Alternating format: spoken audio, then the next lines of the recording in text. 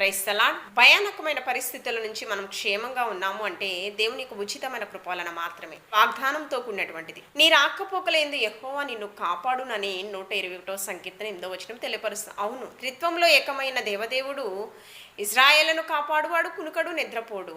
నేడు పగలు మేఘస్తంభమై రాత్రి అగ్నిస్తంభమై ఆయన కృప మన పట్ల చూపుచూ ఉన్నాడు. ద్వితీయోపదేశకాండం 28వ అధ్యాయం 6వ వచనంలో నీవు లోపలికి వెళ్ళినప్పుడు వచ్చినప్పుడు కూడా నీవు దీంపబడతావు. ఆది కాండము 24వ అధ్యాయం 56వ వచనంలో ఎలియాజరు అబ్రహాము యొక్క కుమారుడు ఇస్సాకుకి మరి రిబ్కాను భార్యగా జతపరిచినప్పుడు దేవుడు చేసినటువంటి కార్యాన్ని బట్టి నా ప్రయాణము దేవాతి దేవుడు సఫలపరిచెను అని ఆది కాండం 24వ అధ్యాయం 56వ వచనము. 119వ సంకీర్తన 105వ వచనం నీ వాక్యము నా పాదములకు దీపము నా త్రోవకు వెలుగునై ఉన్నది అని. హెబ్రీయులకు రాసిన పత్రిక 12వ అధ్యాయము 13వ వచనంలో కుంటికాలు వెనకకుండా నీ పాదములు మార్గమును సరళంగా మీరు చేసుకోండి. కాబట్టి మనము తిన్నని మార్గము